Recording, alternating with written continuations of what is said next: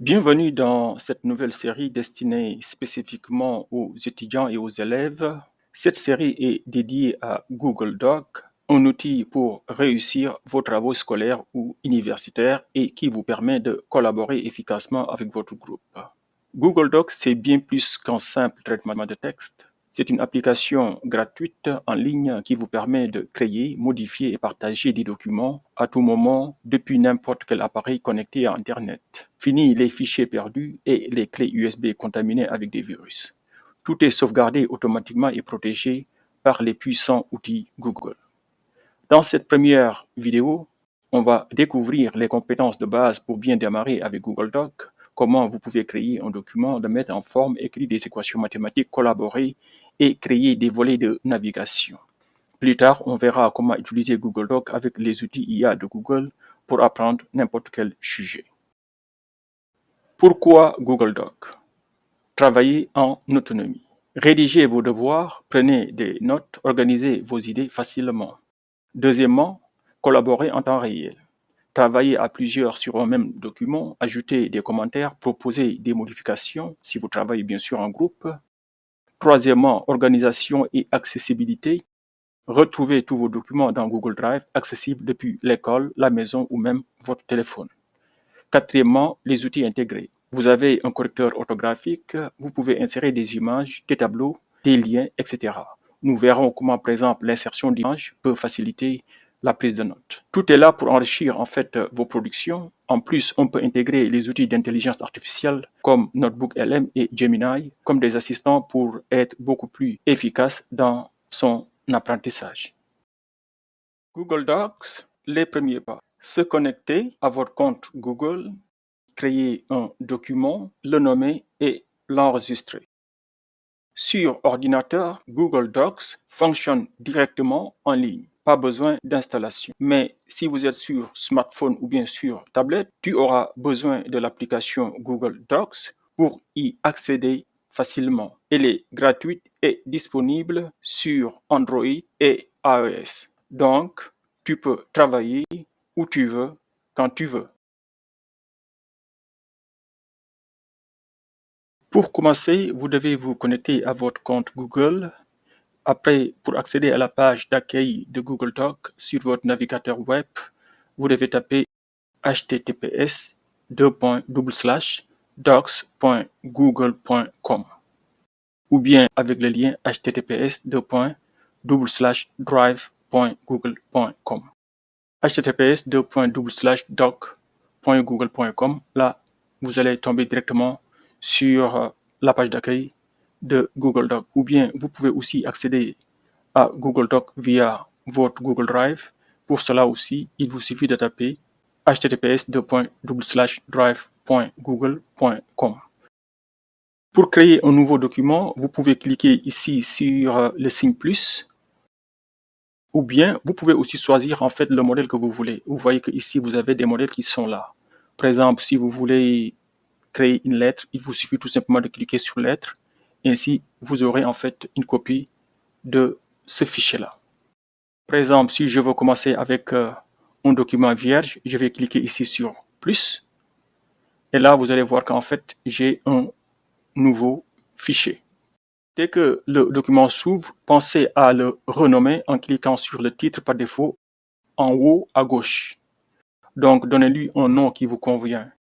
Par exemple, si vous êtes élève et que vous travaillez sur un devoir d'anglais d'un livre donné, sur le chapitre numéro 3, devoir, puis je mets anglais. Bon, peut-être je vais mettre un tiret, je vais mettre chapitre comme cela, et puis 3. Et je mets entrée. Là, vous voyez que automatiquement mon fichier est sauvegardé. Ceci me donne l'état de mon fichier. Vous cliquez ici. Toutes les modifications ont été enregistrées dans le Drive. Maintenant, si vous travaillez dans un groupe, projet de groupe, par exemple biologie, cela veut dire qu'en fait, ce sera un document partagé avec mes camarades et que tout le monde peut travailler en même temps. Il va falloir noter que vous n'avez pas besoin de cliquer sur enregistrer. Google Docs sauvegarde automatiquement chaque modification en temps réel. Vous pouvez donc vous concentrer sur l'essentiel de votre travail sans craindre de perdre vos progrès. Maintenant, nous passons à l'écran d'accueil de Google Doc. L'écran d'accueil vous permet de retrouver rapidement tous vos documents, de découvrir des modèles prêts à l'emploi et d'accéder aux fichiers partagés avec vous. Vous pouvez aussi choisir la vue qui vous convient le mieux et naviguer entre différentes sources de fichiers, les modèles de documents. En haut de la page d'accueil de Google Doc se trouve la bibliothèque de documents prédéfinis comme les CV, les lettres de motivation, les comptes rendus, les affiches, etc. Ces documents modèles permettent de gagner du temps avec des mises en page professionnelles. Vos documents personnels. Vos documents personnels et partagés sont après les modèles. Les titres récents apparaissent en premier pour un accès rapide.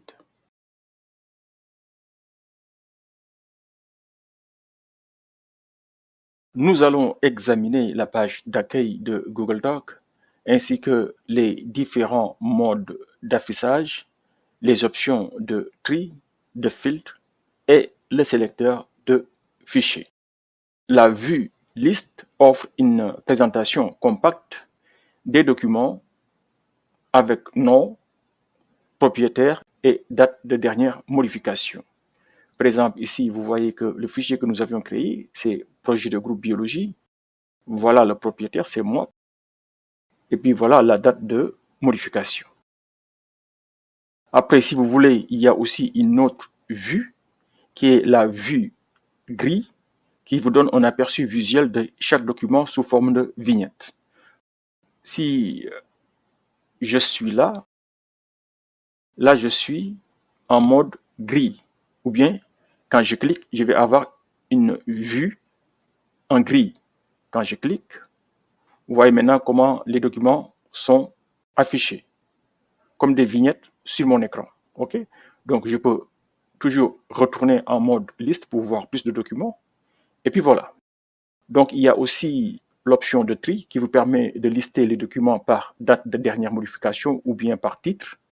C'est ici, option de tri. Ok? Quand je clique, je peux choisir dernière ouverture par mois, dernière modification par mois, dernière modification ou bien tout simplement par titre. Ok? L'option de filtre qui permet de filtrer par type pour voir les documents personnels ou partagés avec vous. Ce qui permet de retrouver facilement en fait les projets de groupe. Pour filtrer, c'est ici. Je clique ici et là vous voyez qu'en fait c'est tout. C'est-à-dire qu'en fait les documents partagés, les documents de groupe et les documents que moi-même j'ai créés. Ou bien je peux tout simplement voir ici, si je clique sur ça, je verrai uniquement les documents qui ont été créés par moi. Quand je choisis non créé par moi, ça c'est en fait les documents que d'autres propriétaires ont créés et ont partagé avec moi. Par exemple, supposons vous êtes dans un groupe de travail et qu'il y a quelqu'un qui a initié un document et qui va partager le document pour que tout le monde dans le groupe collabore sur le même document. Donc là, on partage le document en groupe et là, si vous cliquez sur non créé par moi, si bien sûr vous n'êtes pas le créateur du document, vous verrez uniquement la liste de ces documents-là. Aussi, nous avons le sélecteur de documents qui permet de choisir en fait la source des fichiers. Pour le sélecteur, c'est l'icône que vous voyez ici. Quand je clique sur l'icône qui est là, je vais ouvrir le sélecteur de fichiers. On peut avoir le sélecteur sur les fichiers récemment ouverts ou modifiés, ou bien les fichiers qui sont dans votre Google Drive, ou bien des documents partagés, reçus d'autres utilisateurs, bien sûr. Vous pouvez aussi choisir parmi vos favoris, ou bien, bon, des fois on les appelle les fichiers suivis, ou bien les fichiers étoilés, c'est-à-dire des fichiers épinglés pour un accès rapide. Nous verrons cela plus tard. Vous pouvez aussi choisir parmi en fait des fichiers de votre ordinateur si vous avez connecté Google Drive à votre ordinateur. Vous pouvez importer des fichiers depuis votre disque local grâce à l'application Google Drive. Bon, dans ce cas de figure-là, il faut que vous installiez en fait Google Drive. C'est une application que vous pouvez télécharger, installer et comme ça connecter en fait votre disque dur à votre compte Google et choisir quels sont les dossiers que vous voulez synchroniser avec votre Drive. Celle-ci crée donc un dossier synchronisé qui permet d'accéder et de gérer des fichiers localement et en ligne. Vous pouvez aussi importer des fichiers par glisser-déposer ou bien par ici donc, par glisser-déposer ou bien par sélection depuis votre disque dur. Nous savons que par défaut, chaque document que vous créez est automatiquement enregistré dans votre Google Drive. Donc, vous pouvez voir l'état de votre document si vous cliquez ici sur l'icône du cloud. Comme nous l'avons déjà vu, toutes les modifications ont été enregistrées dans le Drive, n'est-ce pas? Ceci vous donne l'état de sauvegarde de votre document. Pour déplacer votre doc dans un autre dossier, vous pouvez le faire. Cliquez sur l'icône de dossier à côté des titres. Ici, j'ai mon titre qui est là. Ok, je peux, si je veux, renommer le nom de mon fichier. Ici, vous avez en fait une étoile pour activer le suivi. Si vous cliquez, par exemple, ici, donc maintenant, vous voyez qu'en fait, l'étoile devient une étoile bleue. On voit que ce fichier-là est un fichier étoilé ou bien suivi. On peut aussi déplacer le fichier vers un autre dossier. L'icône qui est là, déplacer, par exemple, je vais déplacer en fait mon fichier. Maintenant, je vais le mettre dans MathDocs pour dire qu'en fait, c'est un document mathématique. Et là, je clique sur déplacer. Il serait intéressant de changer maintenant le nom de mon fichier. Math Trigo. Et puis voilà. Voilà, maintenant nous allons passer aux bases de l'édition. On va commencer par la mise en forme du texte. Pour la mise en forme du texte, vous pouvez choisir la police, la taille ou bien la couleur. Vous pouvez aussi appliquer, par exemple, le gras, l'italique ou bien souligner. Bon, on va commencer d'abord pour la police. Si je sélectionne mon texte ici, et puis si je veux changer la police, je le fais ici. Disons impact. Pour défaire ce que j'ai fait, c'est très simple. Je fais CTRL Z, tout simplement pour revenir en arrière. Je peux aussi revenir en arrière avec la flèche qui est là, annuler ou bien CTRL Z, et là, je reviens. Donc ça, c'est pour la mise en forme du texte. Plus particulièrement pour choisir la police, la taille ou bien la couleur. On a vu comment choisir la police. Pour la taille, c'est la même chose. Hein. Vous voyez qu'ici, j'ai choisi 16, mais c'est comme vous voulez. Si vous voulez quelque chose de beaucoup plus petit, vous pouvez, par exemple, taper 12 ici. Je mets Entrée et vous voyez qu'en fait, la taille va diminuer. Vous pouvez aussi augmenter ici avec le signe plus pour augmenter la taille du texte. Bon, là, je vais cliquer plus, et là, je reviens à 14. Pour diminuer, c'est la même chose. Moins, et là, je diminue en fait la taille de mon texte pour augmenter encore 14. Voilà, parfait. Ça, c'est pour la taille du texte. Pour la couleur, c'est la même chose. Couleur de texte, par exemple ici, si je choisis le rouge, vous voyez qu'en fait, là, j'ai changé en fait la couleur de mon texte. Pour le gras, bon, je vais souligner ça. Et puis, d'abord, je vais revenir en arrière pour mettre ça, par exemple, en noir encore. Pour appliquer le gras, vous pouvez aussi cliquer sur le bouton qui est là, gras, ou bien tout simplement faire CTRL B. J'ai appliqué le gras. Pour l'italique, c'est le bouton I, c'est en italique. Et pour souligner, c'est CTRL U ou bien tout simplement le bouton U avec le tiret qui est en bas. Donc ici, voilà, j'ai souligné en fait mon texte. Voici en fait pour la mise en forme élémentaire du texte. On va passer aux listes. Et vous voyez très bien que par exemple ici, j'ai une liste. Vous pouvez avoir des puces, numérotation, ou bien vous pouvez aussi avoir en fait des cases à cocher. Donc, toujours sur les bases de l'édition concernant les listes, nous avons parlé des puces et des numérotations. Maintenant, on va se focaliser plus particulièrement sur les cases à cocher qui sont idéales pour faire des checklists ou bien to-do list. Pour avoir des checklists, il faudra se mettre au niveau qu'il faut. Donc ici, par exemple, je vais me mettre au niveau de liste et puis je choisis en fait l'option checklist. Je pense que vous le voyez ici, c'est checklist. Bon, là, je vais cliquer. Mes puces sont transformées en checklist.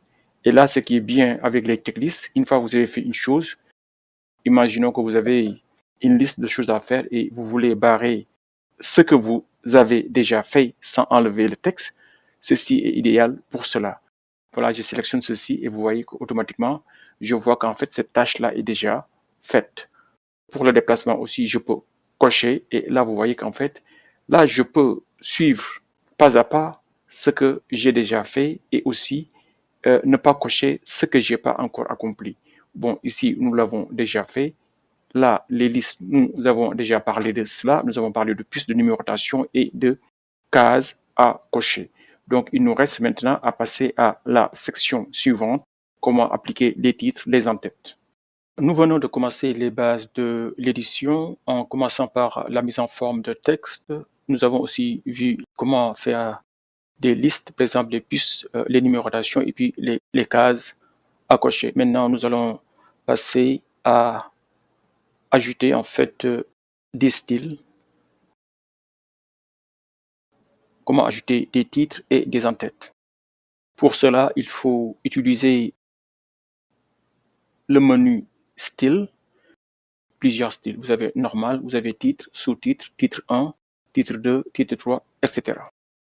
Les titres, les sous-titres vous permettent de hiérarchiser votre doc pour en faciliter en fait la navigation et la lecture. Nous allons voir cela plus précisément.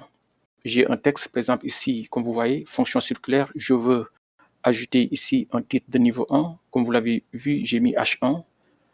Et ici, je veux mettre un titre de niveau 2, donc la définition H2. Ici, H2 aussi. Ici, H2. Donc, c'est très simple. Je vais commencer par le header 1, titre de niveau 1. Et là, je vais aller sur style. Ça, c'est le titre général. Je ne vais pas appliquer ça. Je vais mettre titre de niveau 1. Et puis, je vais mettre appliquer ceci. Et automatiquement, vous voyez qu'ici, j'ai mon titre de niveau 1. Maintenant, je vais appliquer ici un titre de niveau 2. Même chose, style, titre de niveau 2, et puis appliquer le style, titre 2. Vous voyez? Et puis ici, je vais aller sur formule d'addition. Je vais mettre, par exemple, titre, et puis je vais appliquer niveau 2. Et puis, le dernier élément qui est là, exemple de définition d'une fonction, là aussi, je peux appliquer un titre de niveau 2. Et là, vous voyez qu'en fait, j'ai appliqué ici, c'est le header de niveau 1, header de niveau 2 et niveau 2. Et là, vous voyez, automatiquement, si vous voyez en fait dans mon onglet de gauche, dans l'espace de navigation, vous voyez très bien qu'ici, cela me permet de naviguer directement dans mon document. Quand je clique sur le lien fonction circulaire, là, vous voyez qu'en fait, je vais naviguer là-bas. Si, par exemple, il y avait beaucoup de texte dans mon document, si je veux naviguer à la fin, à l'exemple de définition d'une fonction, il me suffit de cliquer sur le lien là pour naviguer directement là-bas. Pour revenir à l'entête fonction circulaire qui est un header de niveau 1, il suffit de cliquer sur ça. Là, vous voyez qu'en fait, nous avons tout simplement ajouté en fait des styles, mais il n'y a pas de contenu pour chaque section. Et c'est ça que nous allons faire maintenant. Et je pense que vous avez deviné ce que nous allons faire prochainement. C'est juste en fait comment utiliser Google Doc pour écrire des équations mathématiques. Pour écrire des équations mathématiques, c'est très simple. Il vous suffit d'aller dans Affichage, afficher la barre d'outils d'équation. Vous allez sur Affichage, afficher la barre d'outils d'équation. Je clique sur ça et vous voyez qu'ici, là vous voyez maintenant que j'ai la barre d'outils équation qui est affichée. Nous voulons définir la fonction cosinus et la fonction sinus. Très bien, donc là je vais me placer au niveau de définition. Et qu'est-ce qu'il faut faire? Là, il suffit de cliquer sur nouvelle équation, OK, pour insérer une équation. Donc je clique sur nouvelle équation et vous voyez qu'en fait, voilà ce qui se passe. Maintenant, c'est très simple. Qu'est-ce qu'on veut définir? On veut définir cosinus de quoi? De x qui est égal à quoi? Pour l'instant, on ne le met pas. on met ici aussi, on va définir la fonction sinus de x aussi qui est égale à quoi? Très bien. Et une fois que nous avons ça, maintenant, on va définir la fonction cosinus. Mais nous savons qu'en fait, la fonction cosinus peut être définie à partir des fonctions exponentielles de i de x et exponentielles de moins i de x, qui sont des nombres complexes. Maintenant, nous savons aussi que c'est une fraction. Vous avez plusieurs options. Si vous voulez, vous pouvez cliquer ici pour voir. Bon, ça, c'est les flèches. Là, vous voyez en fait la fraction. Vous cliquez sur fraction. Et là, vous êtes au numérateur. Donc, maintenant, qu'est-ce qu'il faut mettre au-dessus? C'est exponentielle de i de x. Là encore, vous cherchez où est l'exponentielle. Je clique sur ça. L'exponentielle est là. Je pense qu'on l'a. Donc, on fait i. Et puis, on met x. Bon, c'est pas très visible, mais une fois que vous avez cliqué sur ça, c'est l'option que vous aurez. Mais c'est pas exponentielle de x, c'est bien exponentielle de. Bon, là, j'ai fait flèche gauche pour retourner sur l'exposant et là, je mets i. Donc, c'est exponentielle de x. Maintenant, attention, j'ai fini de mettre l'exponentielle, je dois sortir. Vous voyez qu'en fait, là, je suis toujours sur l'exposant, je sors carrément. Bien sûr, vous pouvez toujours utiliser en fait le menu, ou bien si vous savez plus ou moins quels sont les raccourcis pour aller plus vite.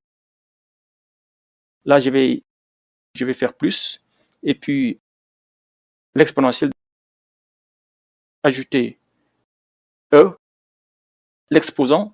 Vous pouvez toujours utiliser en fait le chapeau, ok, sur votre clavier, Shift 6, si vous avez un clavier américain, bien sûr. J'ajoute mon moins, puis j'ai mis ix. Soit vous utilisez en fait le menu, ou bien vous utilisez les raccourcis clavier que vous connaissez déjà. Je vais mettre ici de l'espace pour que ça soit beaucoup plus clair. Donc, mais c'est pas fini. Donc, cosinus de x, c'est exponentielle de ix plus exponentielle de moins ix. Mais attention, il faut diviser ici par 2. C'est à peu près la même chose pour sinus. Ce que je vais faire, je vais tout simplement copier ceci avec une sélection et puis quoi? CTRL-C. Et puis là, je vais venir ici, je vais mettre un CTRL-V pour coller. Il faudra enlever le plus qui est là. Je pense que la définition pour la fonction sinus, c'est bien sûr en moins ici. Et je pense que tout est correct, sauf qu'il faut aussi, pour le dénominateur, ajouter ici un. Donc là, vous voyez qu'en fait, j'ai défini la fonction cosinus. Donc, c'est cosinus de x égale à exponentielle de ix plus exponentielle moins ix sur 2. La fonction sinus, c'est exponentielle de ix moins exponentielle moins ix sur 2i. C'est juste pour vous montrer comment on peut aussi utiliser Google Docs pour entrer des équations mathématiques ou bien chimiques. Ou bien aussi, si vous voulez, je ne sais pas, vous pouvez écrire vos équations avec un langage comme LaTeX et puis les transformer, si vous voulez, en images et puis les incorporer dans votre Google Docs. Ici, on va aller vite pour ajouter les formules d'addition. Donc, on va cliquer, nouvelle équation, cosinus par exemple de A plus B, cos de A, et puis cos de B, et puis il y a en moins sinus de A, et puis sinus de B. Je pense que ça, c'est la formule d'addition pour cosinus. Cosinus de A plus B égale cosinus de A, cosinus de B, moins sinus de A, sinus de B. Cosinus aussi de A moins B.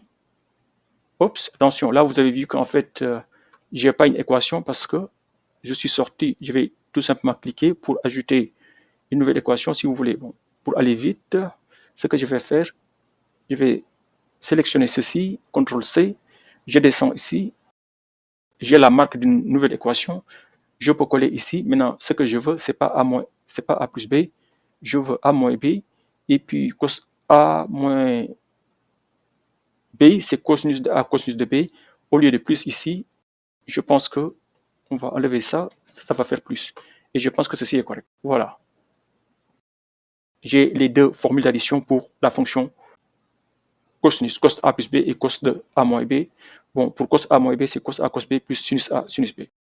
Donc, c'était juste pour illustrer ce que vous pouvez faire avec les fonctions mathématiques.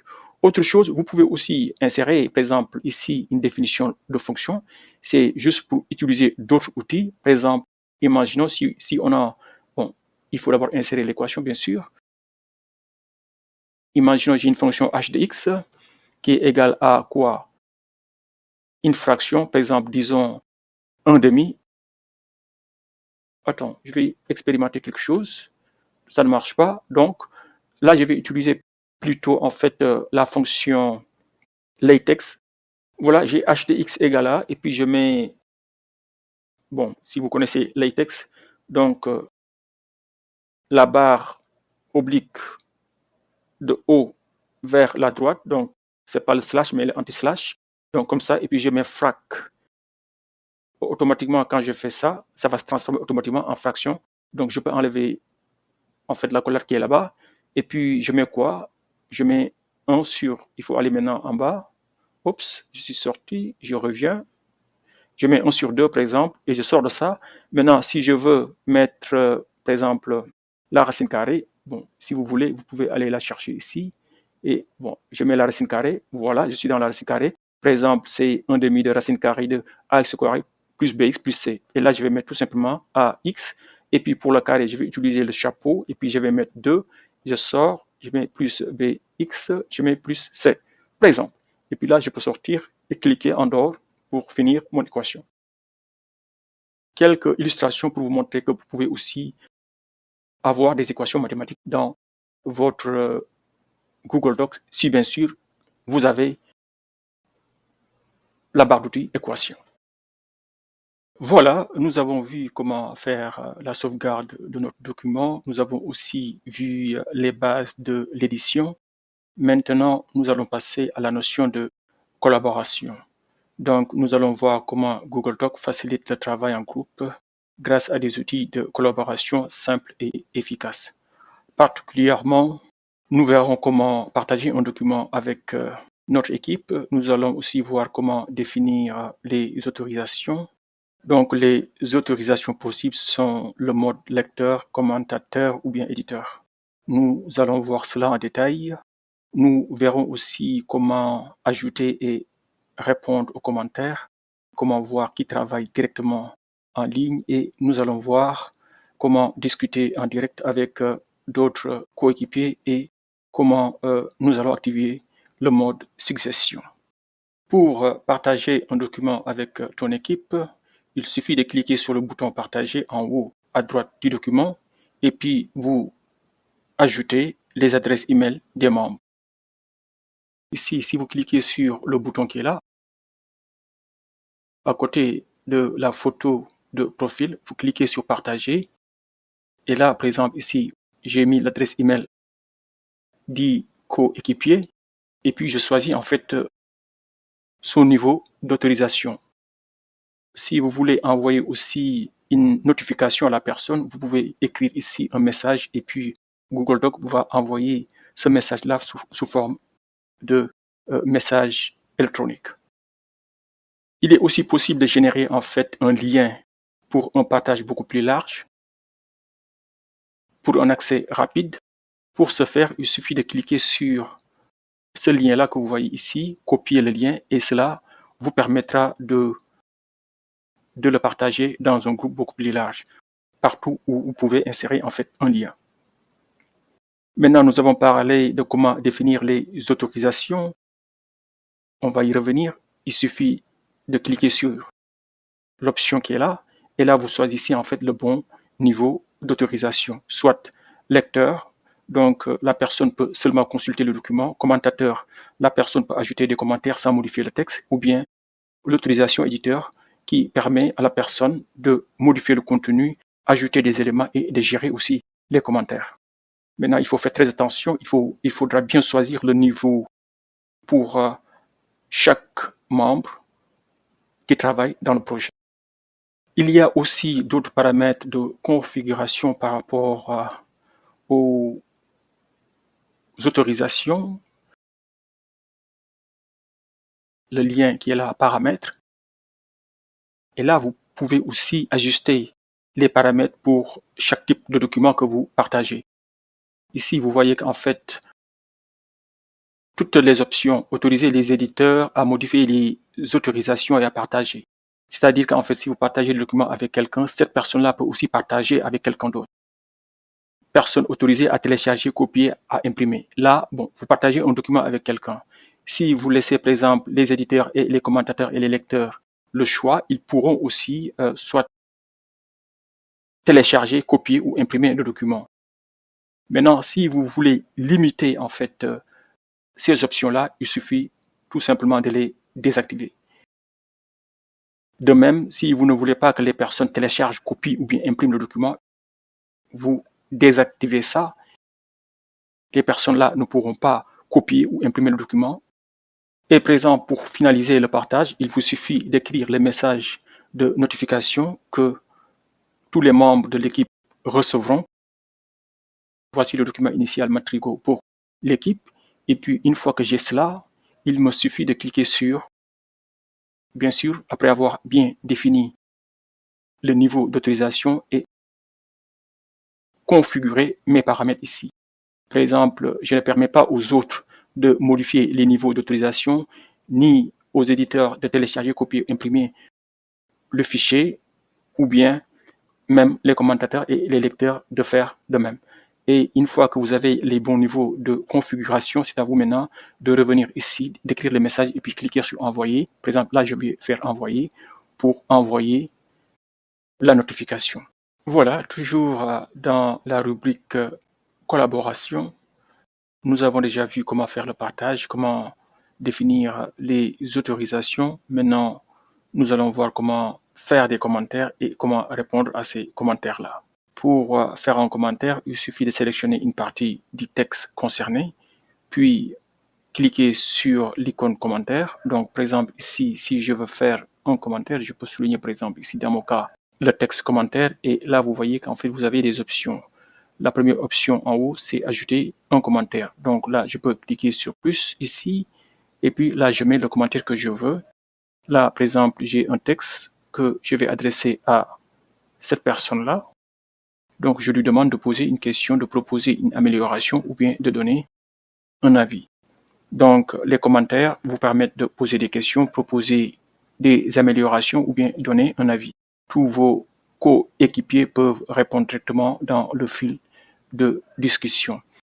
Si c'est, par exemple, une tâche qui est attribuée ou bien qui doit être attribuée à quelqu'un, par exemple, dans ce cas précis-là, je peux tout simplement cocher cette case-là pour dire qu'en fait, cette tâche-là ou bien ce commentaire-là est spécifiquement attribué à cette personne-là. Ici, je vais tout simplement cliquer sur commenter et là, vous voyez qu'en fait, j'ai ici mon commentaire qui est là. Donc, toutes les autres personnes qui collaborent dans le document peuvent bien sûr répondre directement dans le fil de la discussion. Toujours dans la section collaboration, nous allons voir qui travaille en direct. Donc, les icônes de profil en haut du document montrent qui est connecté. Ici, vous le voyez très bien, c'est Savoir-faire digital qui travaille sur le document, mais vous voyez que le document a été partagé avec OMGT. OMGT est là. Avec son profil, on le voit qu'il travaille en direct. Les icônes de profil en haut du document montrent qui est connecté. Par exemple, on sait très bien que le document a été créé par Savoir-faire digital. Maintenant, on voit ici l'icône de OMGT qui est connectée. Donc, ceci montre que OMGT est en train de travailler dans le même document. En plus, il est en ligne, n'est-ce pas? On peut aussi voir les modifications en temps réel avec son curseur identifié. Ça, c'est le curseur de OMGT. Vous voyez très bien, c'est lui qui a ajouté en fait cette phrase-là. Voici l'espace de travail de OMGT avec le curseur violet, juste pour la démonstration. Aussi, vous le voyez ici. Là, vous voyez qu'en fait, si vous voyez les commentaires, bon, je vais afficher les commentaires. Là, vous voyez qu'en fait, on avait adressé un message à OMGT et vous voyez très bien que OMGT a répondu « Ok, vous reviendrez à plus ». Là, vous voyez qu'en fait, Savoir-faire digital qui lui dit que tout est OK.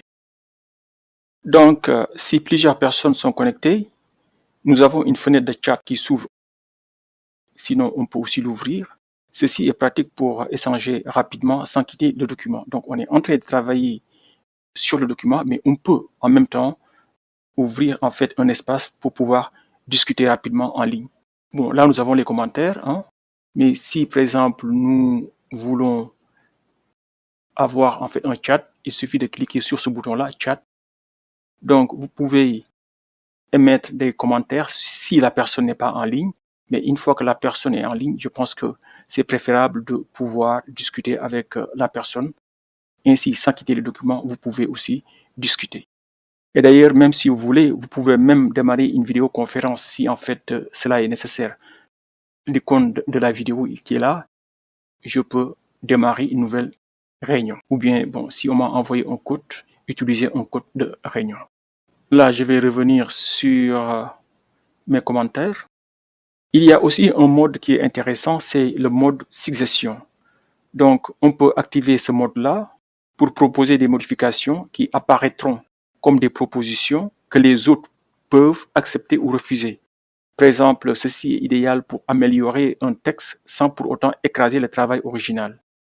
Là, par exemple, nous avons bien vu que c'est OMGT qui est en train de faire une proposition, donc une suggestion.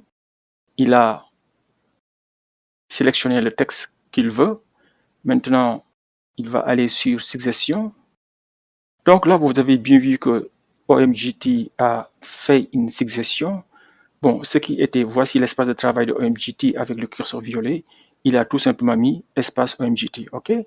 Donc ça, c'est une proposition. C'est une proposition qu'il a faite. Il n'a pas voulu écraser le texte original. Voilà, maintenant nous allons passer à comment changer de mode de travail dans Google Doc. Selon ce que vous voulez faire dans le document, Google Doc propose 3 modes de travail différents. Nous avons le mode édition, nous avons aussi le mode suggestion et nous avons aussi le mode affichage. Le mode édition est le mode par défaut. Nous le voyons ici. Donc, par défaut, nous sommes en mode édition. Le mode édition permet de modifier et de supprimer du texte librement. Vous avez la possibilité d'écrire, de mettre à jour, etc. Donc, vous connaissez ce mode-là. C'est le mode par défaut. Après ce mode-là, nous avons aussi le mode suggestion. Quand je clique sur ce bouton-là, ou bien la flèche si vous voulez, j'aurai l'option suggestion qui est là. Suggérer des modifications, je peux cliquer. Dans ce mode-là, les modifications apparaissent comme des propositions. Les utilisateurs peuvent accepter ou refuser ces propositions-là. Le mode suggestion est parfait pour les relectures, les corrections ou les travaux en groupe où chacun propose ses idées sans écraser le texte original. Ici, je suis dans l'espace de travail, par exemple, de savoir-faire digital. Là, vous le voyez déjà, nous sommes en mode suggestion. Donc, je peux proposer ici des idées. Ça, c'est une proposition. Vous voyez qu'en fait, au début, il y a une ligne verte et à la fin, il y a aussi une ligne qui est là verte. Cela souligne que ce texte-là est une proposition. Et automatiquement, vous voyez, en fait, dans le panel de discussion, les autres verront que j'ai ajouté une proposition. Les autres peuvent répondre ici. Répondez ou ajouter d'autres personnes avec hâte. Donc là, je peux taguer d'autres personnes pour leur dire attention, j'ai ajouté ici une proposition. Les autres membres de l'équipe peuvent accepter ma modification ou bien rejeter ma modification. Ou bien, si vous voulez, proposition. Si je clique sur cela, j'accepte la proposition. Bien sûr, après avoir consulté les autres membres du groupe, ou bien je peux refuser la proposition. Par exemple, si je clique sur X, vous voyez qu'en fait la proposition va disparaître. Donc revenons avec la même proposition. Si je clique sur check, donc là vous voyez que maintenant que la proposition est acceptée et fait partie du texte intégral. Un dernier mode qui est le mode affichage. Ce mode-là vous permet de lire le document sans risquer de le modifier. Ce mode est utile pour consulter un document ou pour l'imprimer sans distraction. Dans ce mode-là, donc le mode affichage, il est impossible d'écrire ou de commenter. Par exemple, imaginez que vous regardez un document et vous ne voulez pas par erreur modifier quoi que ce soit. Vous pouvez changer votre mode depuis le mode édition et passer au mode affichage, comme ceci. il n'y a aucune distraction. Dans ce mode-là, vous ne pouvez pas changer le document, vous pouvez uniquement faire une lecture du document. Donc, voici grosso modo les 3 modes que vous avez. Donc, nous avons parlé du mode par défaut qui est l'édition. Nous avons parlé du mode succession qui vous permet de proposer des idées sans écraser le texte original. Et vous avez le mode affichage qui vous permet de lire un document facilement sans risque de changer ou bien d'écraser du contenu. Quand un document devient long ou complexe, Google Docs propose des outils pour mieux s'y retrouver. Les options du menu et le panneau latéral plan. Les options du menu. En haut du document, vous trouverez plusieurs options utiles. Par exemple, vous trouverez l'option Fichier qui vous permet de créer, d'enregistrer ou bien d'imprimer et même de télécharger le fichier. Vous avez aussi l'option Édition qui vous permet d'annuler, copier, coller ou de rechercher. L'option Affichage permet de changer le mode Édition, Succession, Affichage ou bien d'afficher le plan ou les règles. L'option Insertion vous permet d'ajouter des images, des tableaux, des liens, etc. Le format permet de modifier la mise en page, les styles de texte et l'alignement. Les outils permettent de corriger l'orthographe, de faire des statistiques sur notre texte et même de faire des dictées vocales. Et finalement, nous avons l'option extension qui vous permet d'ajouter des modules complémentaires pour enrichir Google Docs. Le panneau plan ou bien outline permet d'afficher automatiquement les titres et sous-titres de vos documents. Il vous permet de naviguer rapidement d'une section à l'autre en un seul clic. Pour l'activer, vous pouvez aller sur Affichage, afficher le plan ou tout simplement cliquer sur l'icône qui est là. Bon, je pense que vous le voyez, c'est onglet 1. Quand je clique, pour l'instant, j'ai un seul onglet. Quand je clique sur ça, là, vous voyez qu'en fait, mon plan est affiché. D'ailleurs, vous pouvez renommer votre onglet. Vous le nommez comme vous voulez. Appuyez sur le bouton Échappe pour revenir en arrière. Ça vous permet de naviguer facilement dans votre document. Quand je clique sur Google Docs, je vais aller sur le titre. Ça, c'est le sous-titre, comme vous le voyez. Et ça, c'est un header de niveau 1, titre niveau 1. Et ça, c'est le titre de niveau 1 que nous avons appelé base de l'édition. En ajoutant en fait une hiérarchie, vous pouvez même plier en fait du texte. Par exemple, ici, je peux cliquer sur la flèche qui est là pour développer l'entête. Et vous voyez qu'en fait, il y avait du texte qui était à l'intérieur. Je peux aussi plier en fait le contenu. Pareillement ici, et voilà. Quand vous mettez des niveaux hiérarchiques, ça vous permet de naviguer facilement dans votre document. Si je veux aller automatiquement à une section, ici, collaboration, je peux cliquer sur ça et vous voyez qu'en fait, mon document défile automatiquement. Donc, vous pouvez utiliser les styles de texte, titre 1, titre 2, etc. pour structurer votre document et alimenter le plan. Un bon plan rend votre travail beaucoup plus clair.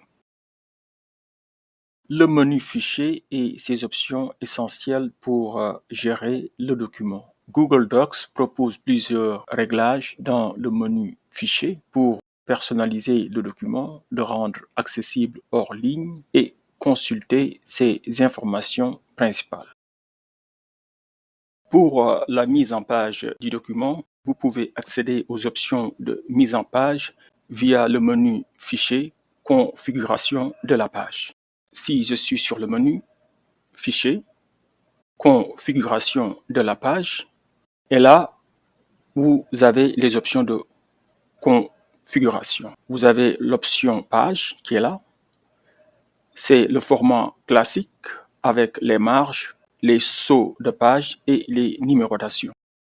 Le format page est idéal pour les documents à imprimer ou à rendre en PDF. Vous avez aussi l'option sans page L'option sans page ou bien pageless est un affichage qui est beaucoup plus fluide, sans coupure. C'est l'option idéale pour les notes ou bien les documents collaboratifs en ligne. Vous pouvez aussi choisir la couleur de fond de votre document. Ceci permet de personnaliser l'arrière-plan du document pour le différencier. Voilà l'essentiel pour la mise en page. Maintenant, nous allons voir comment vous pouvez aussi rendre le document disponible hors connexion. Vous pouvez travailler sur le document même sans le Wi-Fi. Pour cela, il suffit d'activer l'option disponible hors connexion dans le menu Fichier. Ici sur Fichier, rendre disponible hors connexion. Désormais, disponible hors connexion. Donc, ceci télécharge une copie sur votre appareil, soit sur votre laptop si vous êtes sur un ordinateur ou bien sur votre mobile phone, donc votre téléphone, si vous travaillez en fait sur un téléphone portable. Ainsi, vous pouvez modifier le document même si vous n'avez pas Internet. Une fois reconnecté, toutes les modifications seront synchronisées automatiquement. Ceci est pratique pour les trajets, les zones sans réseau ou bien les imprévus. En cas de coupure d'Internet, par exemple, vous pouvez continuer de travailler sur votre document. Une fois que la connexion est rétablie, toutes les modifications seront synchronisées avec le fichier qui est dans le cloud. Maintenant, on va voir aussi des informations essentielles concernant les détails du document. Pour voir les informations liées au document, vous cliquez sur Fichier puis Détails. Donc ici, Fichier. Là, vous avez les informations comme l'emplacement de votre document et on voit très bien que notre document est dans le répertoire Math Docs. Donc, le propriétaire, si c'était un document partagé qui a un autre propriétaire, vous verrez ici le propriétaire.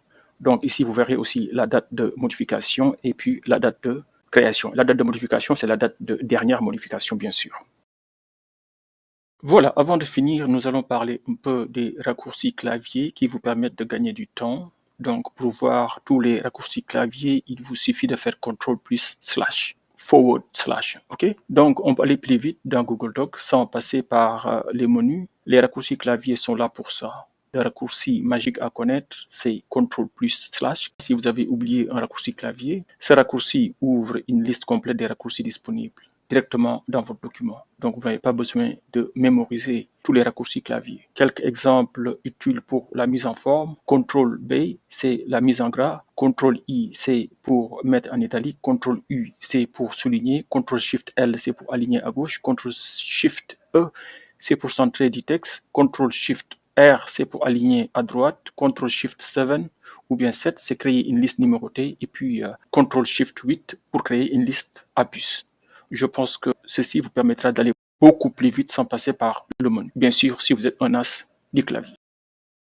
Voilà, nous arrivons à la fin de cette présentation. Google Docs n'est pas seulement un outil d'écriture, c'est un véritable espace de travail où des apprenants peuvent éditer avec précision, rédiger des équations mathématiques, collaborer en temps réel ou en différé et naviguer facilement, que ce soit en ligne ou hors ligne. Grâce au raccourci clavier comme CTRL+/, à une mise en forme intuitive et à une interface accessible, vous pouvez aller plus vite sans se perdre dans les menus. Mais la vraie révolution commence avec l'intégration des outils d'intelligence artificielle. Prochainement, nous montrerons comment intégrer l'IA à vos fichiers Google Docs pour apprendre plus vite et mieux comprendre. En plus de la maîtrise technologique du numérique, la démarche doit consister à donner aux apprenants plus de moyens d'agir. C'est-à-dire, au-delà du savoir, il faut aussi faire.